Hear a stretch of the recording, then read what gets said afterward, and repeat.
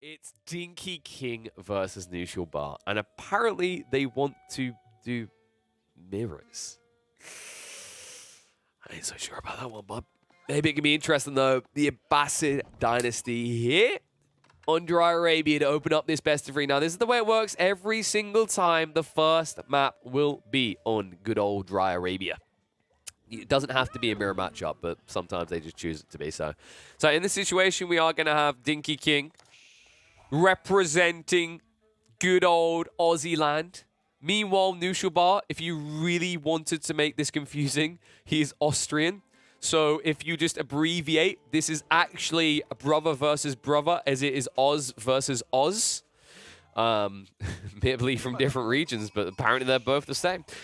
But yes, Dinky King and Knuschelbar, they are pretty competent players. Like, Dinky King at regular stages has been, like, what, top 50? I think right now at the time recording is, yeah, 60th in the world, 1855 rating, 168 games played. As you can tell, he's trying to play as little as possible in his main account so he can keep his position on the leaderboards. And then, if we look at Knuschelbar, sorry, I've got to say it properly. I've got to put the German voice. The Knuschelbar, he is sitting in 89th place right now. He is delicious, nutritious, and also very skillful. 1,804 ELO rating, but 397 games played.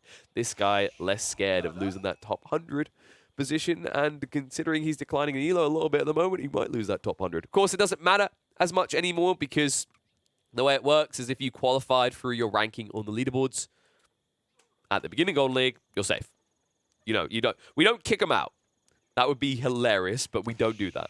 And I just want to quickly highlight that I'm happy that we do that. The reason being is, like, it means that players can kind of actively approach the leaderboard in a more experimental style. They don't just have to rely on scrims to try new things. They can kind of just go into the matchmaking and go, oh, I'm just going to try this now, right? They don't have to go, oh, but if I try this and I lose, like, it's 25 elo, oh my god, then I'll fall out the top 100, I won't get invited to tournaments. No, there's not that much of a panic around that. So we get a little bit more freedom, which I'm always happy to see for the players. Because I think that's how we arrive at new and innovative builds, and I'm kind of curious to see if we're going to get an innovation in any way here. Opening up, both of them are already looking to slap down that House of Wisdom. In fact, Dinky King, I've noticed this with the Australians, actually. This Oz, not the other Oz. A lot of them, and I blame Snooper, really. I think everyone just, like, they look at his hair and they just take his word as gospel. They prefer to not go straight away onto the berries. They delay it quite a bit.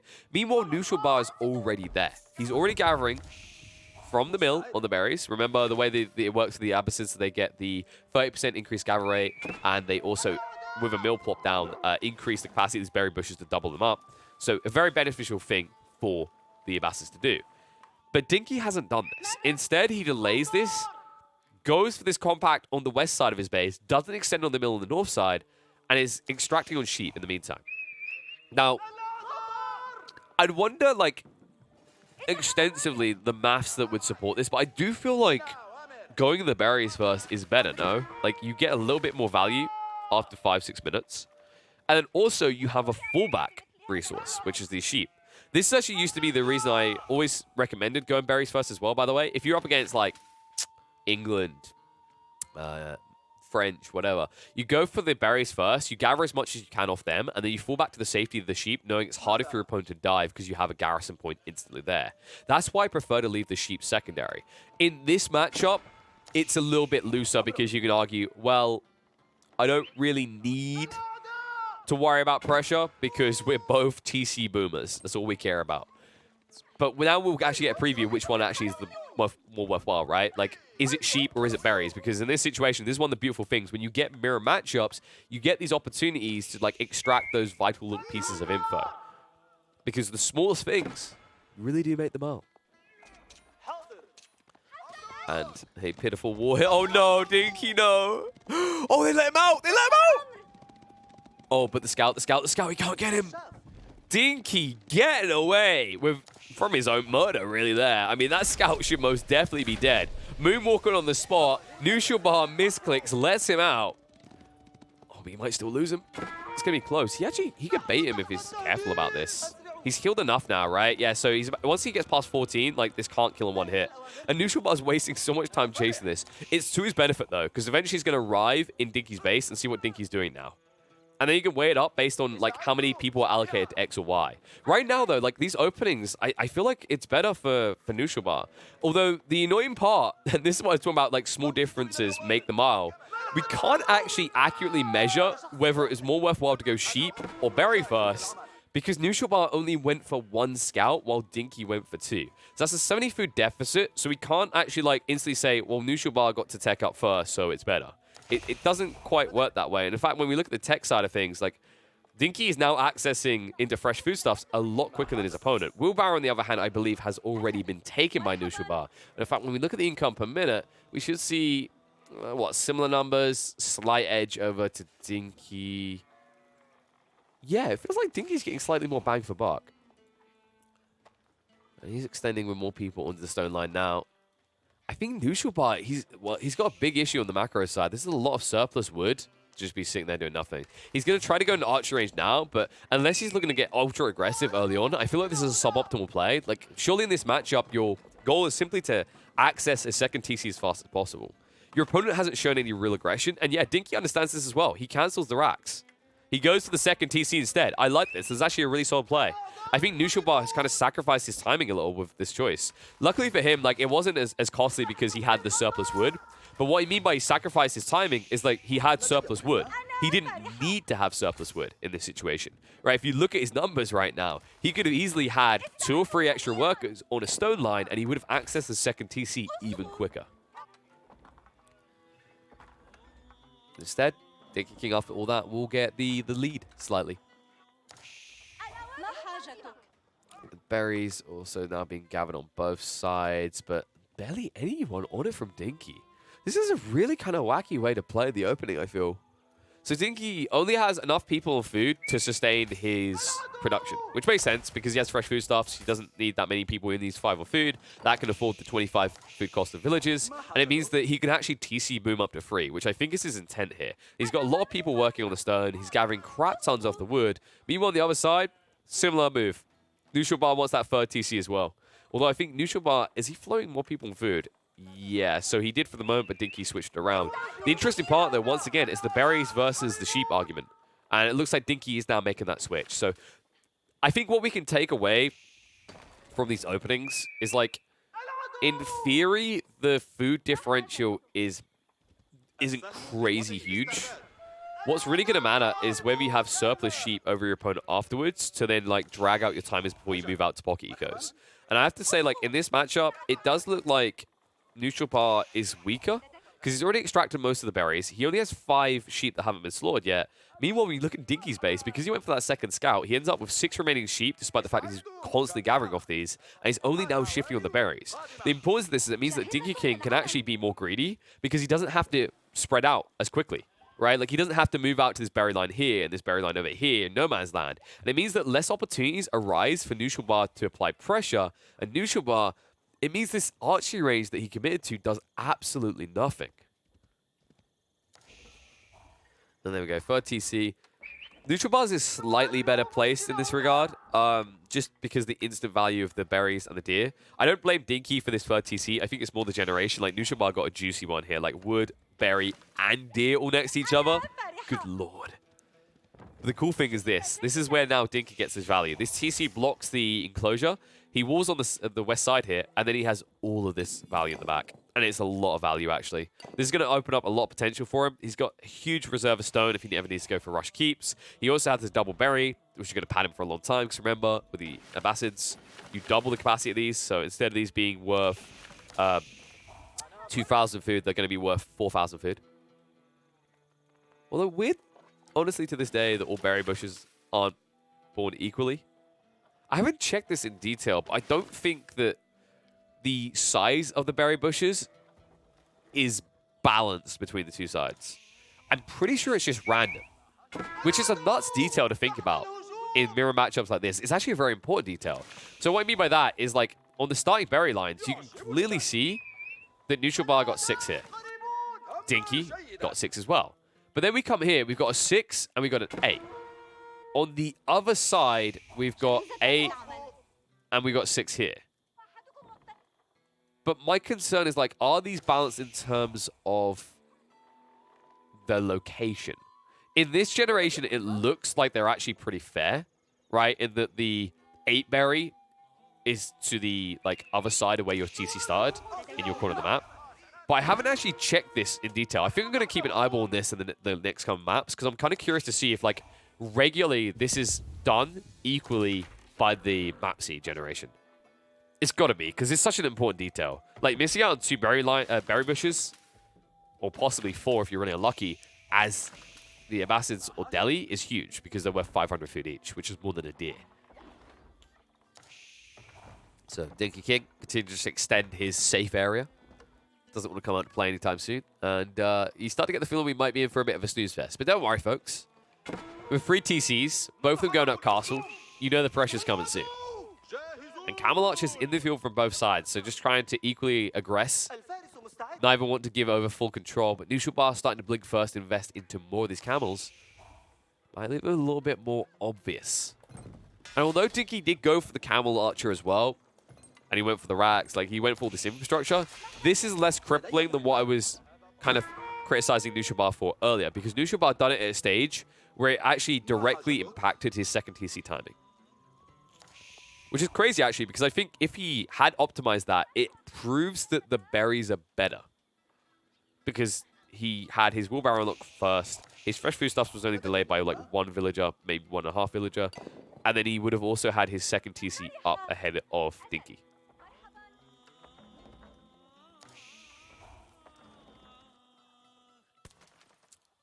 I love these outposts, by the way, by Knuschelbar. It's really underrated to do this. You don't know what your opponent is playing into, and he's actually blinded you because of the palisades, right? So you're not going to get info on your opponent's base, so you need to get info in the midfield to understand what he's doing ahead of time and give you time to adjust. And I think the important part now is, Knuschelbar is probably going to want to hold on to reserves of wood up to 1,000, just so he has transition if need be. Because right now, he's only, double racks and double archery range.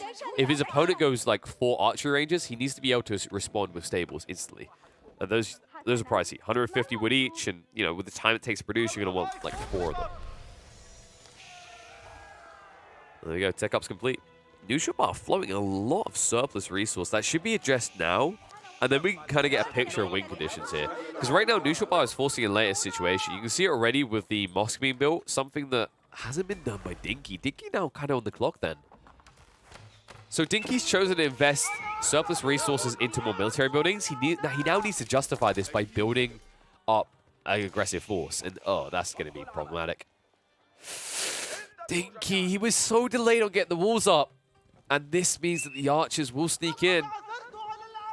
Those camel archers, they can just ride past one crossbowman, and with that bulky, sizable health pool, can just move forward onto the villager lines and easily poke and prod them and not even care if they get chased.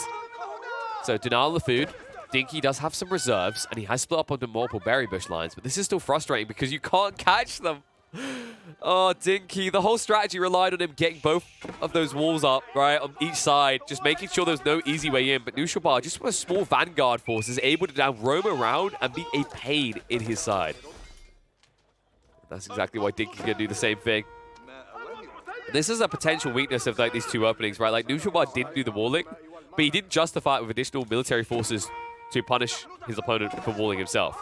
Instead, Dinkey kind of got a slightly better side of this, but it is now starting to show a weakness as Knuschelbar is diving past the front of the base because Dinkey King got drawn out of position by those initial camel archers. A big deal here.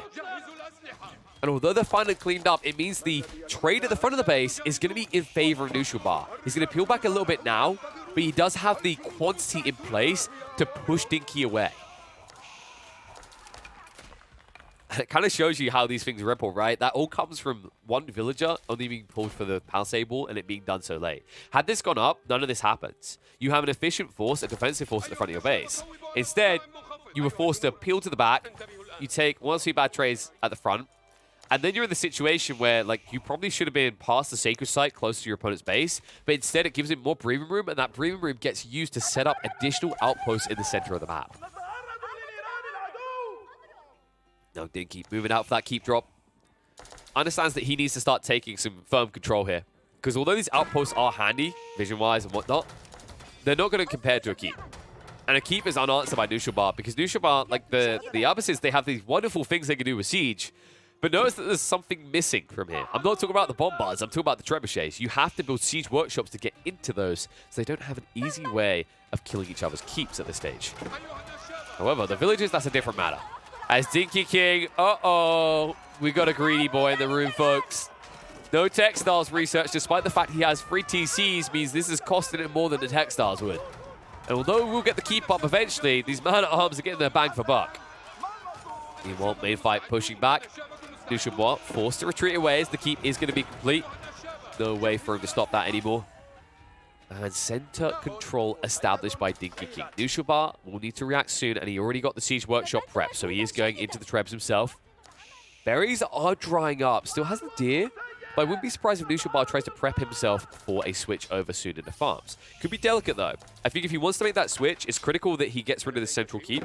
Otherwise, he'll be found weak. Like, he's going to be forced to produce a lot of siege to address his opponent. Because with Dinkey King now having the keep available to him in the center, he now has the flexibility to just zerg a bunch of siege, and he'll always have something to fall behind. Whereas if Knuschelbar rushed out and dropped 3-4 mangonels in the field, if he's ever forced to retreat, they just die. And 2 relics so far. I believe on the other side, yes, 2 relics as well. So Knuschelbar did play into it as well. It means he's going to get the line share as the final relic is over here, safely near his base. Speaking of near his base, though, Dinkey King looking to move in. We'll see the outpost, but we'll probably see the villages as well. Whoopsie daisy. They run towards him trying to garrison. And that is going to be a mistake. All of them dying off here.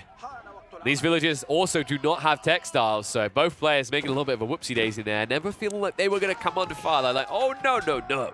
I have mid-map control, forgetting just how quickly that statement can become a fallacy.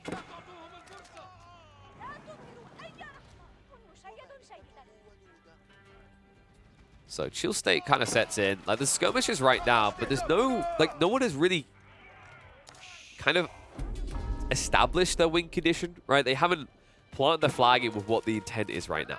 It feels like both players are playing a very kind of fragile state of, I don't want to reveal too much, you show me first. However, this keep changed a lot of that. Ever since that's gone down, Dinkey King now has a front staging point, and it means he's going to amass the mangonels and look to roll in because he's already past the halfway mark. This is the difference maker. Dinkey King, because of this keep, gave himself a win condition, and Knuschelbar may give him the win because of what he's about to do. He's second up, and that means he does not have the anti-siege to deal with this.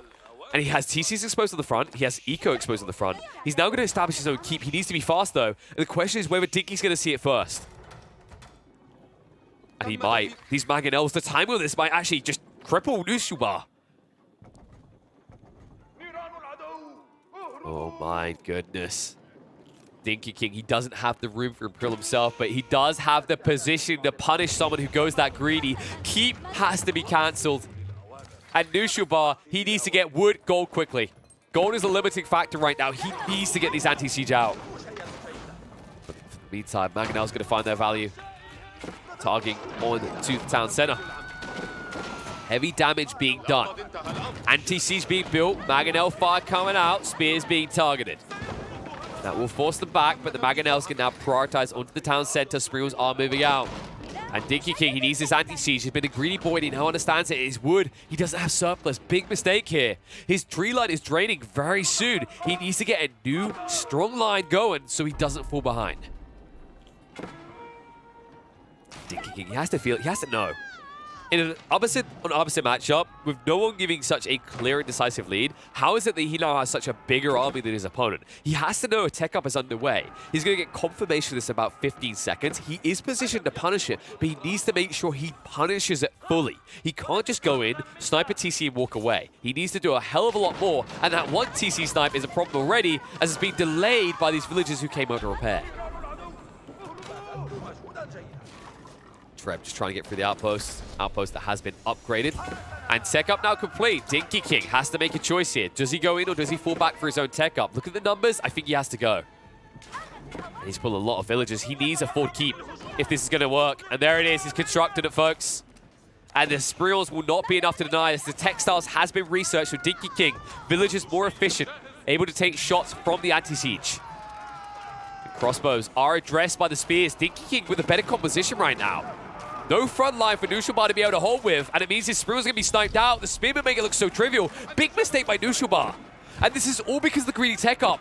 Dinkey King hitting the timing. He has his win condition. It's now or in the next 5 minutes. He needs to do some serious damage, and he's looking to do exactly that. And Dinkey King, he's not content with just the keep. He pulls all these villages forward. He wants outposts as well. Mangonel's rolling through, looking for anything they can extract value off of. Big mistake by Knuschelbar. He shows way too much weakness on the front. Culverin's now coming out to snipe out the Mangonels. This Culverins might not last long, though. Needs to pull a repair force. He's not doing that just yet. And these are pricey, remember. The Culverins, they cost 1,000 resources, and you can only produce them out of a siege workshop. They don't build in the field, but... what? Dinkey? Is that not worth throwing away? What? Dinkey? Okay. They're going to die anyway. That's some Saving Private Ryan thoughts right there. Save a unit syndrome costs him to kill the Culverin. The Culverin now going to be repaired, so Knuschelbar stabilizing. Dinkey King, a little bit of a whoopsie-daisy here. Has to rebuild all the siege. He went a little bit too deep, balls deep in fact. And then he got castrated because his army is dead. And Knuschelbar has to switch up. Veteran Horsemen, they will be into elite status soon. And those golden hats will run rampant here. The Spearmen are still being produced by Dinkey King, but Dinkey King now in a fragile state. His macro a little bit off. Way too much gold, not enough for the tech up himself. And it means that he could easily lose these forward keeps before he's even ready to begin teching up. And there it is. So Dinkey trades across, is ready to get underway. He's at least getting a lot of value here. This is the big deal, right? He's actually breached this central area. He's extracting the vital resource in the center, something that Knuschelbar hasn't been able to do just yet. And Knuschelbar, oh, it's the classic. You queue the keep, you queue the mining camp. The keep doesn't get constructed. Instead, you've just been spotted out by Dinkey King's outposts. This keep does need to be addressed soon, which is why the bombards are now coming out. Knuschelbar building a healthy force, has some hand cannoneers in the mix as well, but the Mangonel spam is on the way from Dinkey. Dinkey with almost teasing farmland on the front here. It's like, well, they came out to build a keep, and now they can build me some farms. Definitely playing kind of a more realistic style of farming, isn't he? You know, it doesn't seem logical that you'd have this many people working tiny fields. You've got to spread it out and pretend that they're working giant fields around where these buildings are constructed. This has got a nice little farmland area here, here. Another one at the back. Yep, over here. Another one over here, here. Wouldn't be surprised if we get one over here when the gold is done with as well. Dinkey just loves farming. I bet he has a picture of Mister up on his wall.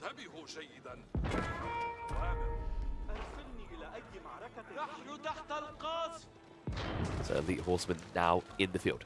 Knuschelbar has the roaming potential. Dinkey does not. And healing can be broken, but not in this situation. An ambitious attempt to keep his boy up. But I'm pretty sure he's slowly but surely dying. Is that herbal medicine I see, dear Dinkey? Nah, of course not. He wouldn't have herbal medicine. It's against the rules. There you go. We are the referees here. Yes, for those not in the know, Golden League does not allow herbal medicine. And you can see exactly why. They almost survived that without herbal medicine. Increasing the heal rate by 100% is ridiculous. Anyway, keep going down. Reaver Room has been gained by Knuschelbar. Even gets his own outpost down.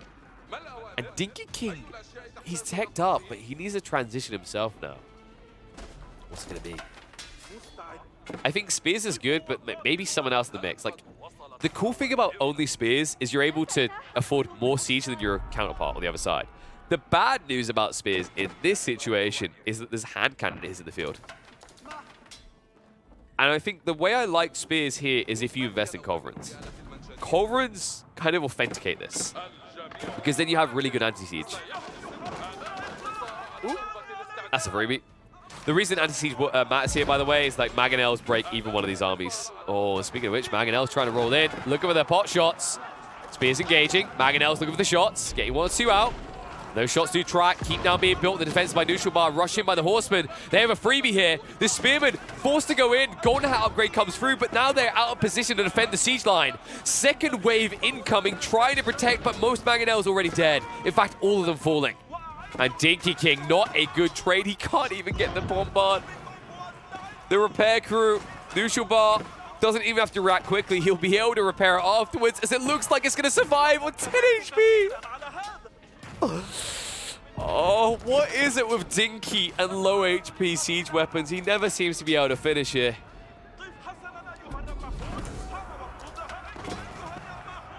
He's always just one flick away from satisfaction, and it really has happened multiple times. And it means these units get to blow their lows. The pawn bar can continue to fire, going to be targeted once more as it rolls forward. Wrap around, Dinkey King going in. These elite spearmen, very effective units at this stage in the game. And Knuschelbar trying to deal with bombards that want to defect to the other side, it seems. And mistakes may have been made. Knuschelbar, where is his... What? Where are his units? Oh my god, Knuschelbar. His wood! He needs wood for everything right now. He could build more hand cannoneers, but he didn't choose to. He hasn't been producing units out of these stables either. This is a mistake. Knuschelbar has no standing army, and it means that Dinkey can just run on through. And there's no reason for it either. Oh, mistakes have truly been made here by Knuschelbar. No wood, no way of repairing the keep. No way of repairing this game. Knuschelbar seemingly in AFK brain mode with these bombards as they keep just rolling out into nowhere. And I think that's it. I just don't see how Knuschelbar does this now. He's exposed. Small contingent of quality units, yes, but not enough to hold this. And my bigger issue is you have such a small quantity of hand cannoneers that they're just basically bowling pins for these big bowling ball launchers to target. The bombards can insta-snipe them out. And I think that's the issue. Knuschelbar, he didn't produce enough frontline units. You can see the delay as well. He actually went in heavily onto the man-at-arms upgrade instead of the spears, so it wasn't cost-effective. It meant he couldn't push out a Zerg force, and he never solved his wood issue. His wood has always been depleted, it feels like. Meanwhile, Dinkey King always keeping surplus, understanding that all you need is enough wood to build spears, and then that will get you the win. I think the thing that people never really quite clock on about Knuschelbar is a lot of these bars, they do contain nuts. And I believe Knuschelbar wants to show those nuts to Dinkey King in game number 2. Yes, I had to make that comment. Leave me alone. Okay, here we go. We're going to be going on high view. It is going to be the Rus mirror matchup. Not too surprising here. I've already highlighted before how I think that this is a golden map for the Civ. It's very powerful. But this doesn't mean we're going to get some fun moments, I think, around the board because, you know, when there's one player in these games, we ask the question, are they going to play under the ball? When there's 2 players, we're rubbing our hands together saying someone's got to go for those balls. And that's the first thing I'm looking at. And we have got actually the perfect ball placement for a mirror matchup. They can both go towards them as they are on each other's side to the side a bit. So this is optimal to go towards the ball. I wouldn't be surprised if we see it from both players. Let's talk about the starting seed, because the first thing we've got to look at is, did they get screwed on anything? And, well, to answer that, you only have to look at one thing. There's really, to be honest, one thing that matters most to these good old Rus players, and it's wood. Everything else is a shrug. You don't need stone. You don't really need gold for a long time. Your food will come from game, in the initial game, so it's only wood. And in that department, they were pretty even. I don't feel like anyone got the short end of the stick here. This was like one of the best generations I've seen for a mirror matchup. Until I look at the relics. The relics are the difference. And the gold is what? Okay, Dinkey King, yeah, okay. I jumped the gun, folks. I'm sorry. I thought that this was a perfect seed. This is the seed that I could just go pesty, use this for every single one of the playoffs. But no, this is a little bit scammed. Because while things like the woodline are good, the deer situation is a little bit better for Knuschelbar. But the big deal breaker is that Dinkey King, he has this beautiful Congo line of gold, right? All the way condensed in a quarter of the map. Meanwhile, Knuschelbar, whoop, whoop, whoop. But then the fat gold vein instantly on the absolute other side of the map. And then the relic situation. 3 relics clearly being parked nearer to Dinkey's, 2 of them right up in his corner. Meanwhile, Knuschelbar only has 1 in his backside corner and then 1 in the center mass, which can be contested. The one good side of it being for him is that this wood line is blocked, so it would have to be a wide wrap. But yeah, overall, Dinkey got a better spawn. I'd say, like, if I had to put a metric on it, I'd say 65-35, maybe. Maybe 60-40. The reason I want to go higher, actually, is this berry line. I think this berry line is very beneficial if you want to play towards ball, just because it kind of Congo lines you out. Meanwhile, the berries on the other side are all over the place. So I think there's a lot of kind of optimizations in the resource routes that Dinkey has out from his base that should give him slight edges in this mirror matchup. We'll just have to see if it plays out that way, though. So right now, bounty-wise, Dinkey King already taking the edge. Because we couldn't quite see the wolves. We didn't focus on it too much because, yeah, you know, spotting the wolves without doing this regularly is a little bit difficult. But we already see that Dinkey has yielded a lot from it. In fact, Knuschelbar has barely got anything. I think he's mainly just got deer and maybe 1 or 2 wolves, max. He has still got these deer at the back, which he knows about.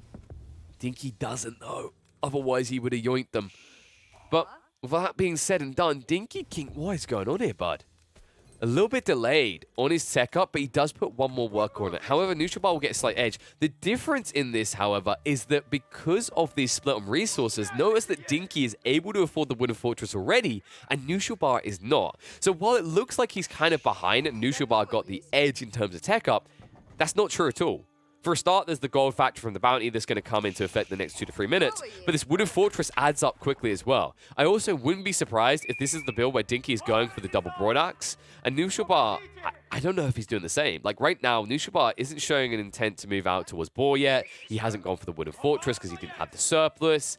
It just feels like at this stage, he's about 20 to 30 seconds at least behind Dinkey before we equate that additional value now of the bounty system, which has passed the critical 350 mark, which means if Dinkey King plays for both boars, he can get over the 500 mark.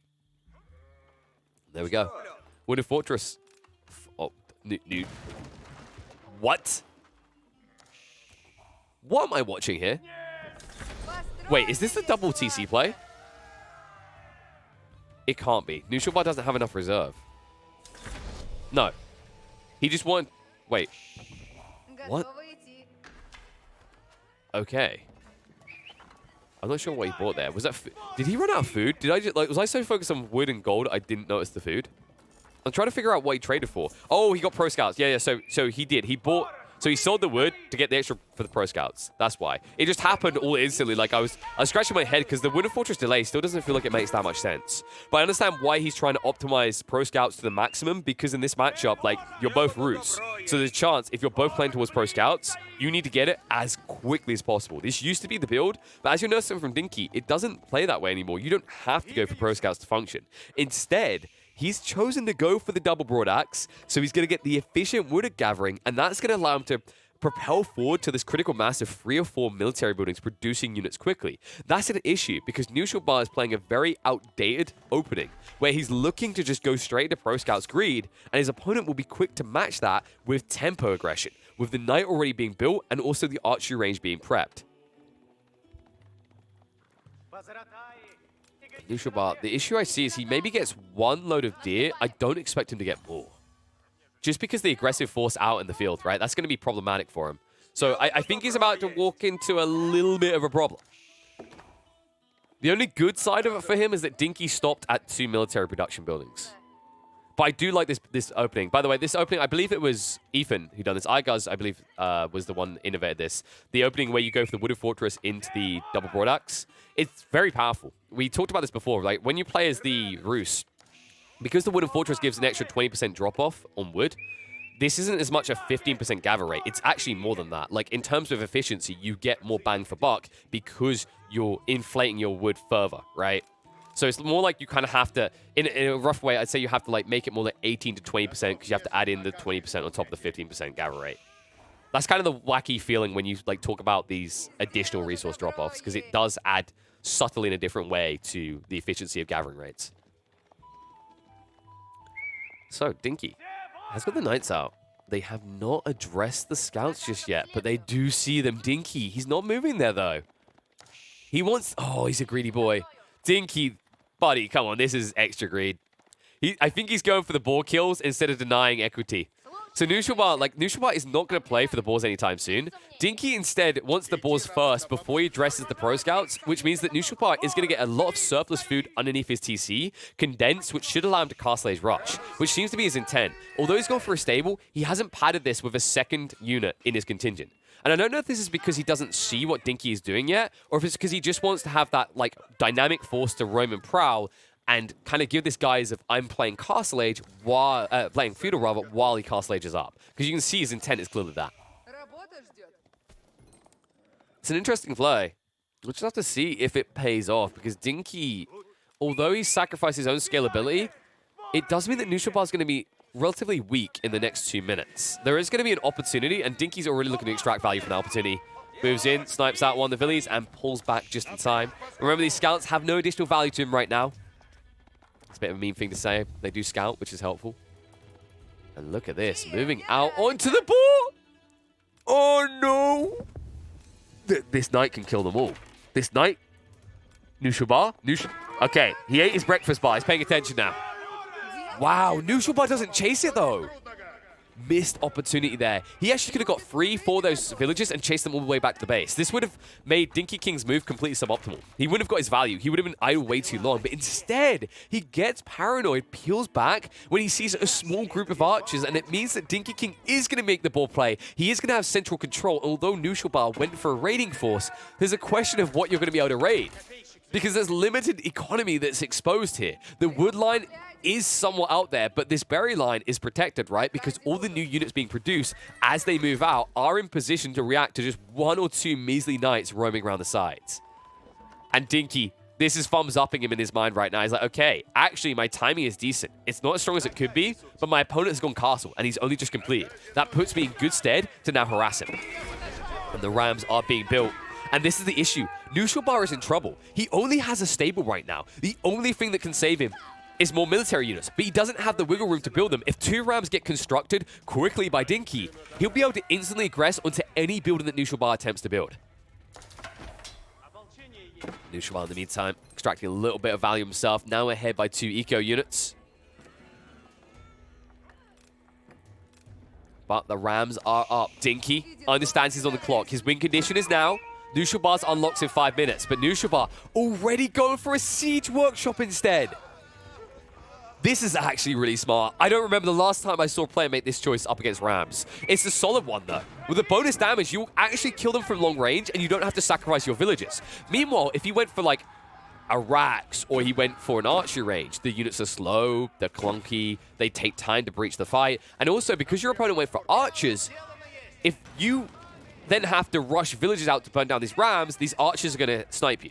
Instead, a siege workshop into just one spree can long range snipe out these battering rams efficiently without any value found by Dinkey, because archers cannot dive the primary TC. They can try, but they will die. The one good thing for Dinkey about the way this is playing out, he is drawing all attention back to Knuschelbar's base. But it's bad news right now that Knuschelbar has teched up like this, and you haven't really applied enough pressure yet. But it looks like instead of trying to stabilize himself, Dinkey, understanding that he's kind of behind, will actually instead get aggressive. More stables being dropped. He understands his weakness now. Because of what his opponent has done with the Siege Workshop drop, he's now exposed to cavalry. He doesn't have a front line to fight with, right? So actually going for something that can quickly gap close makes a lot more sense. If you went for knights after your opponent went for spears here, it's illogical because he can hold you back. But because he's gone for siege and cavalry, he doesn't have anything that's going to prevent you, root you, stun you from moving past instantly onto any siege that he builds. Knuschelbar right now has not actually even built a single siege, which is troublesome, actually. I don't know if this is a reaction to the way Dinkey played this, and now he's like, oh, there's no value because the ram was a freebie. But actually, the fact that you built a siege workshop and you didn't build anything out of it doesn't make the ram a freebie. It actually evens up the cost. Because although the siege workshop gets value later, it still costs you 300 resource now, and it's 300 resource that's just sunk. You're not using it effectively in any way yet. And you can say, oh yeah, but he'll use Pigeon, he'll use it in like 5 minutes, he'll use it in 6 minutes when he starts building siege then. Sure, but then the argument is why not build it 6 minutes from now? Resource investment is exponential. The longer the game goes on, the more you can afford to throw at stupid stuff, right? That's why I love going for hour-long games. It means I can get away with doing really dumb stuff. Actually, no hour-long games, I get screwed over because everything's gone from the map. But the point is, like, between that 30, 40-minute mark, where you're like, I don't care. I have so much wood. Like, honestly, I'm thinking of just replanting these trees before someone tells you that's not how actually trees work when you cut them down into planks. You can't just replant them. But the point is, like, at this stage, even now, even with this booming factor that's starting to come out a little, any amount of resource invested is something taken away elsewhere, whether it's building a different military production building, whether it's setting up some forward palisades, or maybe instead of wood you could have been gathering additional gold. Like, you see what I mean? It compounds. So I feel like Knuschelbar, it wasn't even to threaten Dinkey. He just kind of wasted wood on this. And now Dinkey King, I love this play. This is actually really smart. Going up with a high trade house, he's well over a minute behind Knuschelbar's tech up. So it's really logical now to try and play into a Abbey of Trinity, just because you'll be 2 monks at least behind, and that means you're at least 2 relics. You can see the effect of that. I do love that he's walling this in, though. That's a nice little play. So Dinkey trying to deny some equity. He didn't get the walls up quick enough here, though. Whoopsie. He will get it over here. So he has prevented his opponent from getting more than 3. Yeah. So that's not too bad. Overall, like, that's acceptable. That means, like, in terms of the gold generation, it doesn't quite compare, as you can see the baby nub.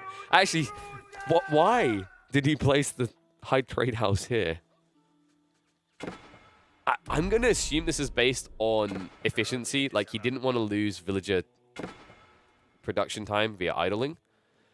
But admirably, Dinkey could have just dropped it on this tree line here, or rather, right here, and probably gotten, like, I'd say 120? If I gave a rough number? Probably more, actually.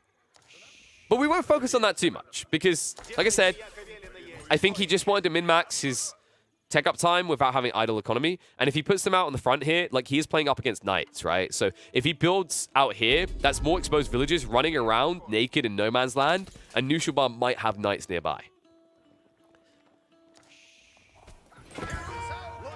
Move on the center. Decap trying to deny Knuschelbar control there. Doesn't want to give him the extra passive gold, which he can freely access, something that Dinkey cannot do himself. Unlikely he wants to go into a monastery anytime soon, by the way, because remember, monasteries cost 200 wood. I think something that a lot of people forget is that these warrior monks aren't usually 120 resources. Usually they're 240. They cost the price of a knight. So it's a heavy investment, one that Dinkey is unlikely to make anytime soon because he's too busy clashing in the center. Knight's giving him the edge for the moment, but the man-at-arms, cheaper, similar bang for buck, really. You can see the difference in the damage. But it's the fact that the man-at-arms costs half the amount. But it means that Dinkey really has to just cycle charge these. If you're not using your lancers, it's not worth it. In fact, if anything, maybe just ride past this, because Knuschelbar's economy is now spreading out, right? Like, he's reaching critical mass underneath the safety of his TC, and he goes for a second TC Knuschelbar. I don't think Dinkey sees this. Dinkey, one of the weaknesses of his 50-minute play is I've noticed he doesn't have as much vision anymore. Like, he's kind of sacrificed his visibility on the map. And that's very dangerous. Unless you plan to fully just all in the next 5 minutes, that's risky. And the issue with just all in and blindly is like you're flipping a coin. For all you know, your opponent could just be massing military now, already taking up ahead of you. If you had vision to spot out this TC expansion, you understand that knights can roam around and exploit your opponent. Instead, Dinkey King essentially is flipping a coin on his spotting this out, but it looks like he might find it anyway. Shifting to the south side, understanding that his opponent probably wants to play back towards here if he hasn't moved on to the west side yet, which he will be able to see due to the spearman located here. He understands that Knuschelbar has to be going somewhere. But right now, he's looking to send Knuschelbar to hell. A lot of villagers here trying to retreat away. Has to peel back. Will wrap around, but there's a palisade wall here, so Dinkey King going to have to take the long way back to safety. Luckily for him, these knights, heavily armored, hard to snipe, will be able to peel away. Even turning around, trying to snipe 1 or 2 villies, but not easily done now that Knuschelbar does have the tech Starson. That eco lead is going to start to extend. Knuschelbar currently 3 villages up, but also has 3 relics banked. And remember what we said, Dinkey will not do the same. Now, Dinkey does have a slight edge on hunting cabins, which is why I'm going to show you the income per minute, because I think it's important to show these numbers more in their similarity, in that when we look at the hunting cabin count for Knuschelbar, he has 1. Meanwhile, when we look at it for Dinkey, well, he's got 1 here, and he's got one here. So between them, they're generating a little bit over a relic's worth. He could start to extend this further. You know, we won't talk about this hunting cabinet. It's free gold. He could extend this further, though, if he wanted to. But right now, I think he's kind of resource pressed. Like, at this stage of the game, Dinkey actually needs to get some forward defenses. And, yeah, there it is. So he's going to be dropping the Wooden Fortress. He needs to start enclosing his opponent. You can see Knuschelbar's already trying to solidify control on the north side because he understands these raids are going to keep happening if he doesn't wall himself in. And these raids are going to be effective. Look what they found this time. Dinkey King is in. And so many villagers. What are they doing? The dance of death by the looks of it. They will be able to peel away, though. Knights not willing to hang around against the veteran spearmen that do a hell of a lot of damage. 33 per poke. But you can see so much of Knuschelbar's economy is not working. This is a huge deficit right now. Like, Knuschelbar, he's got a lot of eco garrison or running away at all times. It means they're not gathering. And even if Dinkey King slowly loses like one knight every half a minute, it's actually a worthwhile trade because of how much economy is missing from your opponent. Archers just trying to backstep a little bit with the crossbows as well. In fact, Dinkey King, he could peel off these archers and they'd be moving faster. Remember, when you have multiple units in a formation, they take the slowest units' movement speed. So he's not even peeling off to start step as quickly as he could because crossbows are in the mix with the archers. These archers can't give much more ground. I mean, there's so many spearmen right now. Knuschelbar making this look trivial. Dinkey King really needs a transition. In fact, I wouldn't be against maybe a switch up and a siege now. The issue is, like, I don't know if he's paranoid about this because his opponent built the Siege Workshop earlier. He's only just used it for one Mangonel, but this is the difference maker. Like, right now, if your opponent is clumping like this, Mangonels are pure gold. They'll be lobbing molten gold at their opponents because this spear line, if it folds at any stage, your knights will reign supreme. But right now, your knights are just going to be going 6 feet under as they waste a little bit too much time trying to kill an achievable goal, shall we say, as 2 knights are not going to be quite good enough to take out a Mangonel. I do believe I saw some... Yeah, so I did see it. Dinkey King did go back for the relics now, which, of course, you know, it's not as risky a play this late if you like actually secured 2 of the relics, but it does feel like you've just kind of sacrificed timing a bit. My issue right now is, like, this isn't enough to match the economical benefits that Knuschelbar has. And Dinkey, we saw him right close, but I'm not quite sure if he spotted this second TC still. I hope he did, because this should inform him in terms of choices. Because, like, if he just gets into a stalemate in the middle right now, I feel like if this game drags out 10 more minutes, then you're talking like Knuschelbar wins. Because when we look at the eco side right now, it's a 10 eco lead. And also the military is looking a lot more healthy. The difference being that, of course, Knuschelbar's military is cheaper, but you see the issue now. Like, this just bog standard force, zergs across, burns all your buildings down, and it's more that you're in the ground for. Dinkey King, where is the transition? It's still just crossbows and archers. This was good up until now, but I think the Mangonels now answer this. He really does need that transition. And it is going to be the second TC. Okay, here we go. This is dangerous at this stage. But the thing I would do respect is that Dinkey King's placed it in a position that's unlikely to get scoured. The weakness of what Knuschelbar's done with his formation is because it's static forces, he's not going to roam to the left and right side. Instead, he's looking to breach straight in the center and go for the win. So, in some ways, this is really smart and well hidden by Dinkey King. The less smart part is, like, where is your standing force? You need a few more troops out here.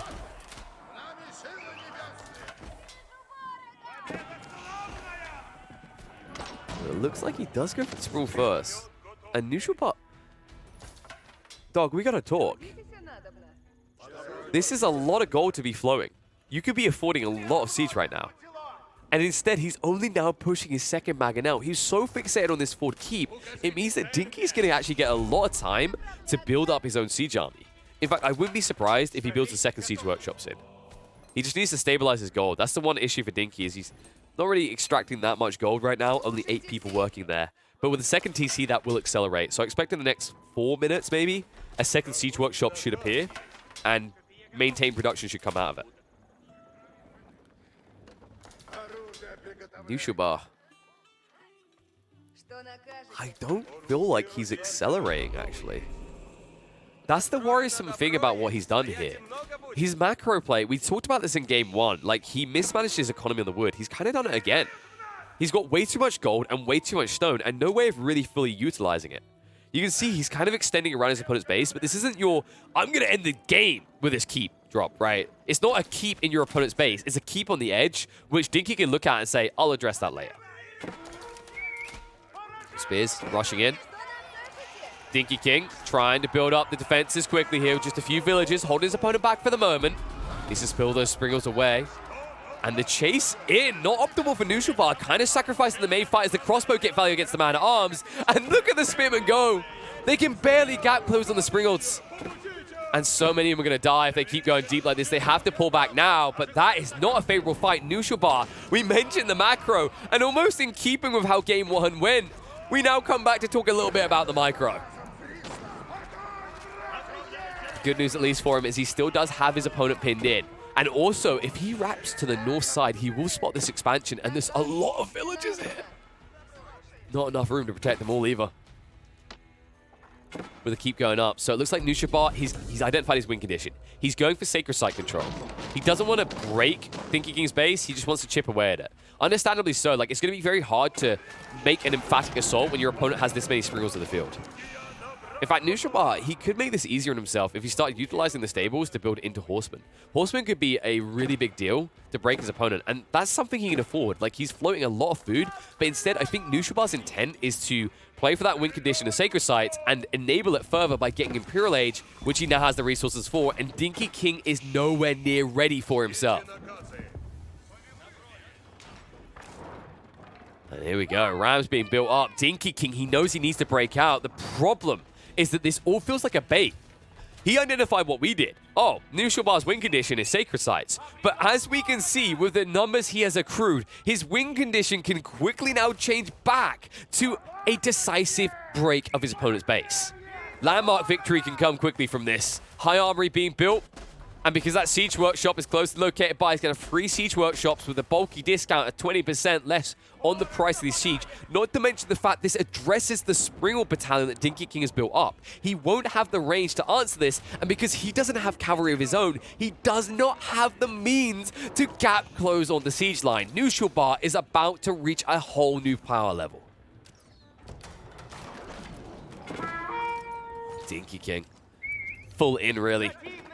I think the move here is ram down the keep, have more rams being built up in prep to rush your opponent's base, fold the remaining rams across to the main assault. The issue with that is this assault is not going to be strong enough. And the Mangonels, like 2 Mangonels answer all of this. Dinkey King didn't roll out the Springles. In fact, they're just waiting where? Back in base?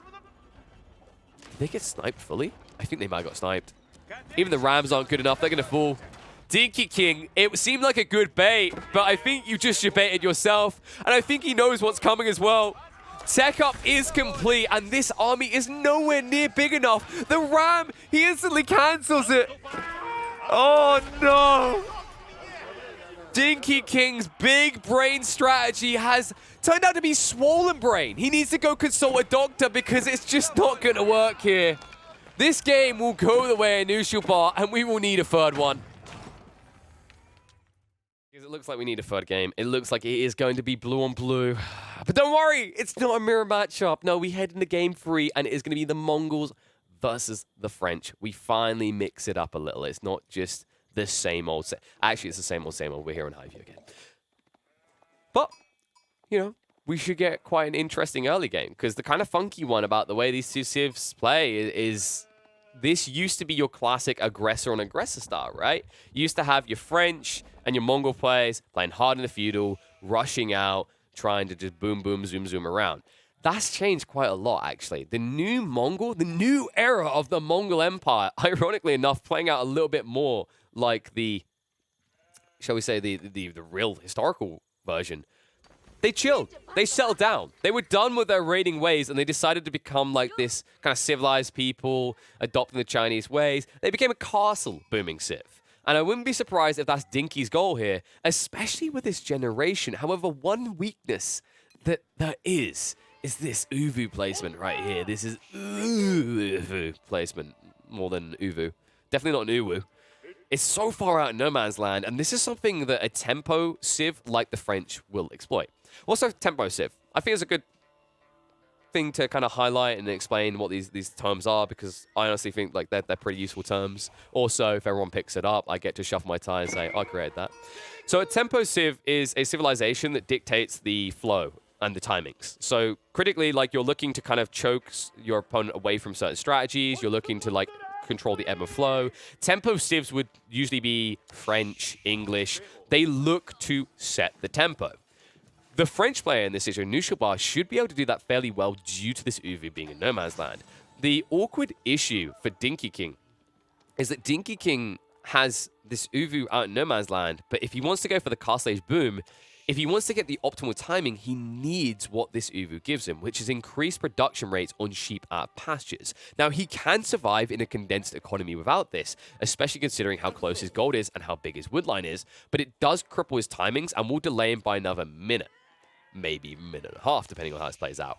That's very important, because it means that actually Knuschelbar, he hits that tempo timing, he controls the midfield a little bit better, and then he opens up options of his own. But this is a lot of speculation. For all we know, Dinkey King could be playing an old school style of Mongol. And in fact, there is one very spicy build that he could play against the French that has seen a resurgence. And I'm curious to see if he's going to go for it. It starts in the Feudal Age, very quickly ramps up into the castle. It is the Magadai spam. Something that the French actually have no good answer to. Because if they play hard into their knights just get pepper pigged. There's nothing they can do. They get sent into the slaughterhouse as they get chased down across map by a unit the same speed that has the ability to drive by. And also, the important detail if Dinkey King does choose to use this strategy I'm going to be looking at is this lad right here. I think the reason that the Magadai have been seeing a return is that players have been utilizing their Khan a lot better. Magadai Feudal makes or breaks itself on your utilization of your Khan. If your Khan gets sniped out, the strategy very quickly falls apart. It's also important that you don't build too many Magadai. In this situation, 2 to 4 before Castle Age, maybe going up to 6 with the double production of an Uvu, generating stone, I could see being viable. Mainly because it allows you to drive by French knights pretty quickly, and also because of where this gold vein is located, you can actually punish Knuschelbar a little bit. It's actually a big reason why I'm not the biggest fan of French on Highview.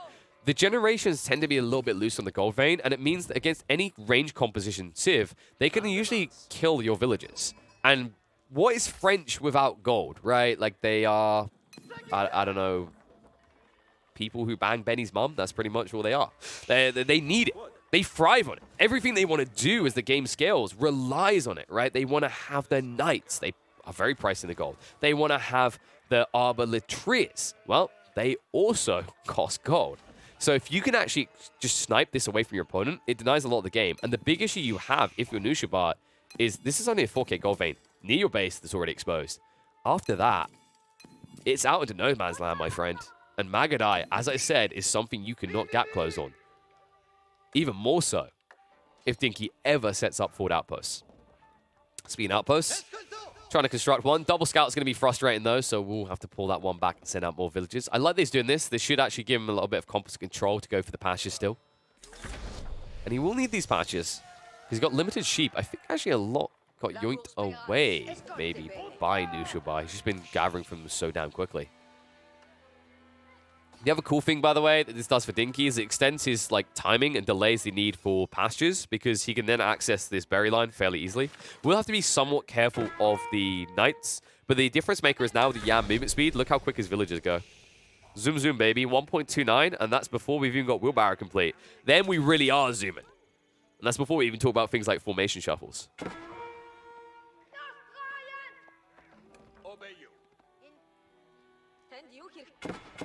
So the knights start to come out.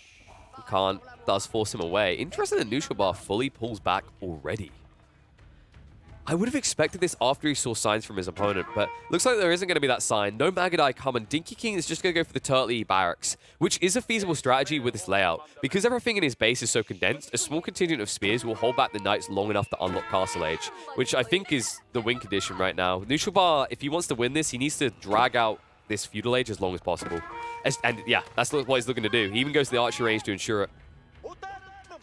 He does need to ramp up quickly, though. This is also why he switched off the gold. He wanted to get everyone onto the wood to be able to afford the production building and then get to a stage where he can actually float 2 to 3 archery ranges producing archers.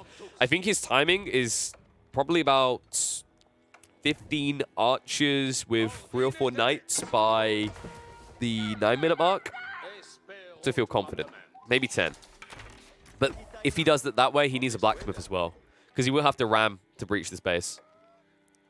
That's kind of the issue, right? Like, Dinkey King does have this far out Uvu, but the way that Knuschelbar has now built leaves himself susceptible to flanking.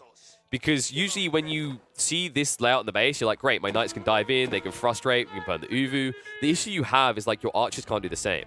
Usually when you have an archer composition and you're not hard into rams instantly with outpost rushing, you're looking to breach on the shorter side to your opponent's base, aka come straight in from here, right? Like, you don't want to have to wrap around. It's actually why we see longbows look weak in a lot of these generations, is because if an English longbowman has to shift to the south side and they don't get ample outposts and, you know, counter units in position, they get caught out of position, they get flanked, they're just dead. That's the difference between knights and archers here. Knights, if they get caught out of position back deep here, they shrug and they run away. But archers don't have that same luxury. I believe Knuschelbar is playing very blind right now. I don't think he has any scouts anymore. Okay, one coming out, and that's it. He needs to get eyeballs on this quickly. He's about to discover that stables have been built and double production on the horsemen is being prepped. So Dinkey King fully turtling with the intent to clearly access castle when he gets an opportunity. And then you get the double bam value out of this, as you'll be able to get into your man-at-arms and your lancers as well. But for now, he understands the importance here. If he wants to go for pastures and have them near the Uvu to optimize his economy, he needs to have this defense force in place. Meanwhile, Drive-By Khan still being a little bit of a pain in the side of Knuschelbar, but it's only the hardened card, folks. It's not going to instantly obliterate your eco lines. Well, even getting up the Veterancy isn't what it used to be, right? It used to be you get 12 damage, now it's gone down to being 8. A little bit more confined, a little bit more reasonable. But you can see so much time being wasted by Knuschelbar. And all the while, Dinkey sees everything. He knows everything. And as long as the Khan doesn't go down, he's going to be okay. But it looks like he might get pinched here. One more tap is needed, but no, there it is! Knuschelbar just about able to reach it with the final volley of arrows. And important to know is Dinkey is now playing blind AoE. And Blacksmith also being prepped, so defensive force in place, outpost being established. Dinkey, I think this is where he might need to float Feudal a little bit longer, because now he's playing blind.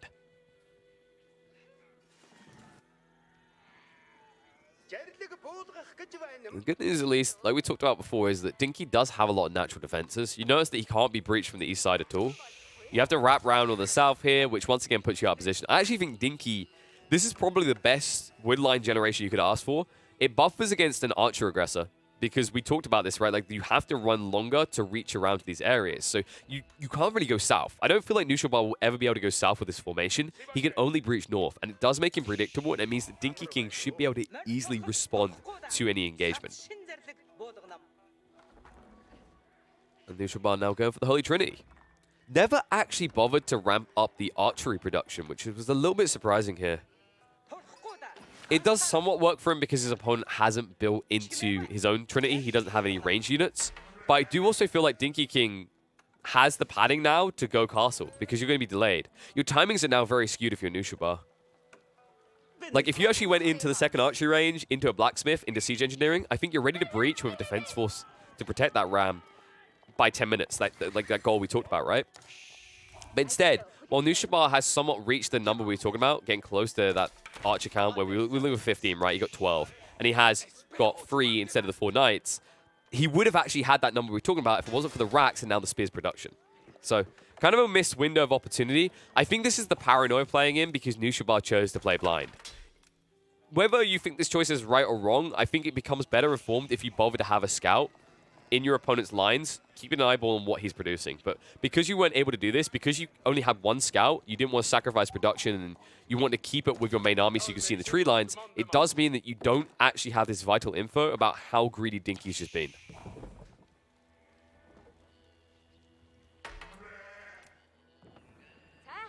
And just as soon as I say Knuschelbar can never go south. Wow. He even pulled the villages. He wants to min-max these rams. He wants to get his bang for buck. Outpost being expanded onto as well. Knuschelbar, this will be unexpected. Dinkey will not see this coming. He'll just about scout it as it gets built. But you would not anticipate a French player rushing you with an outpost at 11 minutes in. Can you even call it a rush at 11 minutes, actually? Horsemen moving in. 1 or 2 villages easily being sniped out. Will peel back, even though you could have sniped more. So outpost being constructed, but Dinkey King, he's constructing something bigger, something bulkier. The step redoubt almost complete. And look at the stone numbers. They're low. So Dinkey King doesn't have the surplus to instantly produce into Lancers. This could be problematic. Instead, he's going to pack up some of the buildings and pull them away right now. Rams are coming. More outposts being built. Knuschelbar, that should be his confirmation. If he's going to go, it has to be now. Ram being chased onto by the Spears. Spears have to peel back for the moment. Remember, Dinkey King still does not have any range composite to his force, so no way of quickly dealing with these Spears or addressing the range composition from Knuschelbar. His horsemen baiting him in. I say he has no range composition, I lied. The triple outpost. Making it frustrating right now for Knuschelbar. Knuschelbar, Ram onto the stable. Stable will be protected though. It's like watching children come to protect his mother. We came out of this. We can't let it fall. We need more of our brothers. Or our big brothers in this situation. As big Chad Lancers start to wrap out. And wrap around on top of the battering ram. And Knuschelbar once again caught sleeping.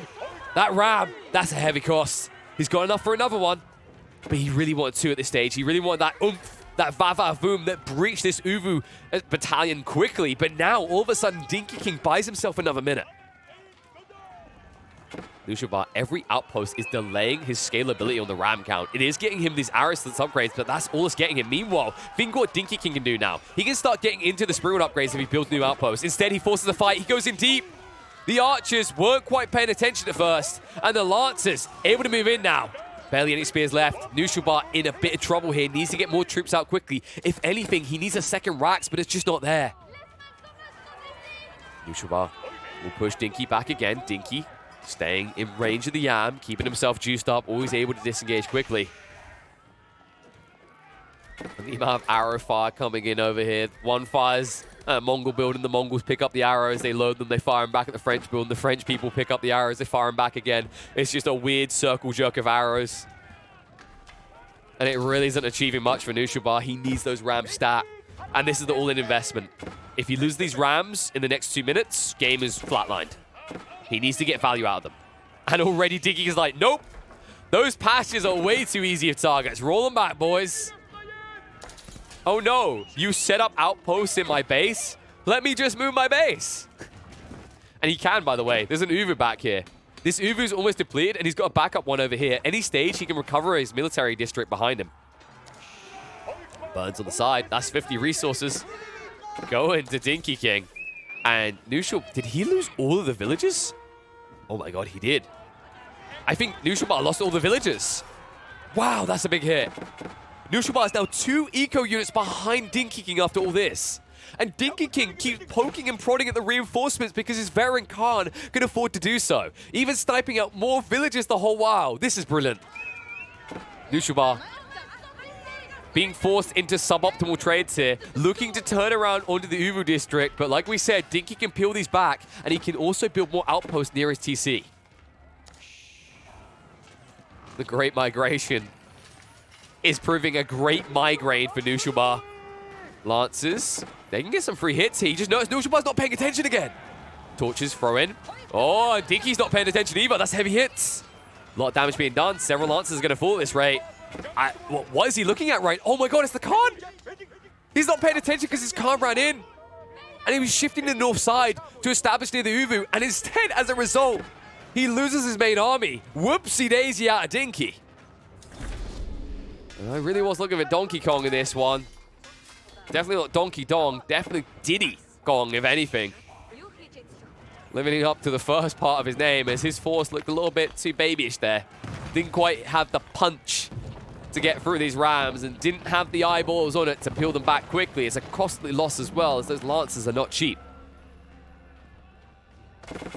Dinkey, fragile state right now as he drained his resource deposit dry. He will look to get back online. That does mean there's gaps in the production rates. Rams are in onto the outpost now. Villages a little bit exposed. We'll have to garrison here. And this archer battalion has grown somewhat, but really it's stunted growth now. I feel like Knuschelbar, I think the heavy hits onto his eco and the trickle and reinforcements getting picked off changed his game plan a little bit, and it slowed down the rate of reinforcing here. And that's starting to hurt him a little.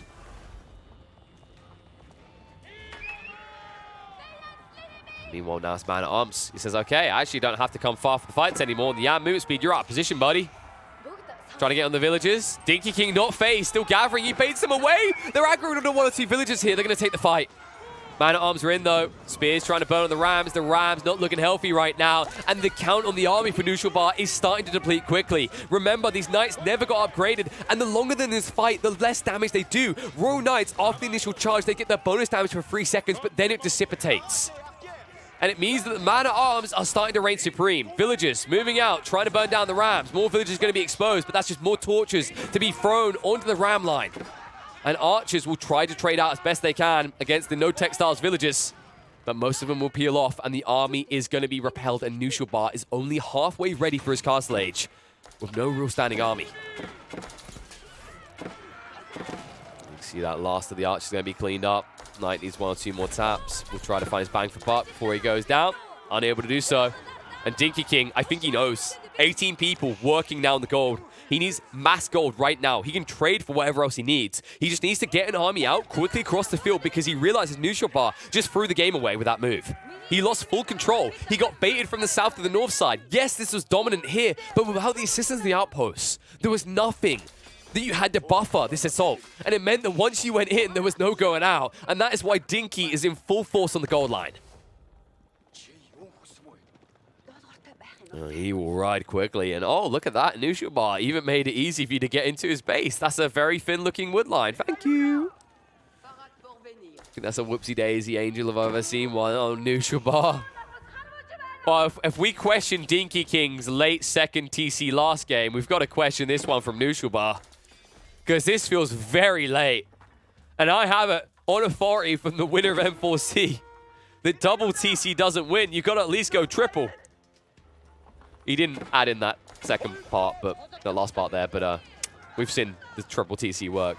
2 TC, on the other hand, feels a little bit weak here, especially when you're under assault by heavily armored units that will dive you left, right, and center. Dinkey just wants to min-max fire from his little baby Khan here with his 8 damage per shot onto the spears, trying to get rid of the counter quickly to the Lancers. Lancers wrapping around the guild hall. Knuschelbar, he's not going to be able to complete this. He peels him away. He peels him away, but Dinkey knows something's up. He's like, where is this knight going? It makes no sense. I will sniff this one out. And now Dinkey King teases him, lances in position, denies the guild hall, almost gets peeled away by the 1 HP Royal Knight, but Dinkey King's a smart cookie. And Knuschelbar is the egg he wants to crack. So smartly anticipated as well. If he got drawn away a little bit longer, maybe that's the breathing room, but Knuschelbar with the double greed, the TC and the tech up, and that tech up will be denied, and soon the TC might as well, because look where the village is running. Dinkey, though, he focuses on the main base. More Lancers coming in. Knuschelbar, his military count at 2 to the 22. And this is sunken cost. There's no value right now. Right? This isn't, oh, you know, Knuschelbar has like, oh, all this surplus resource, 1,800 surplus. No, he's got 1,800 resource that isn't even sitting in the bank doing nothing. It's just sitting on the field doing nothing. And that's why right now you have to look at Knuschelbar's macro level as 1,800 surplus resource twiddling its thumbs right now. It's not a banking system. You don't get more from more sitting there. Instead, it is just dead economy. And Knuschelbar is looking dead right now, as he has no way of easily recovering this. He rushes out onto the wood lines. He's trying to gather left, right, and center. But with his tech up seeming all but impossible, and the raid's about to renew from Dinkey King, also with the ability soon to build into siege, it feels like curtains are about to close on Knuschelbar's funeral. And he's spotted doing it again. And the Night Line can't hold. The spears can't hold. He can shift across on the guild hall that's only being built by 3 villagers. Knuschelbar looks done with this game. Dinkey done with this series, ready to move on further into the Golden League round 1, as Knuschelbar will be picked at the post.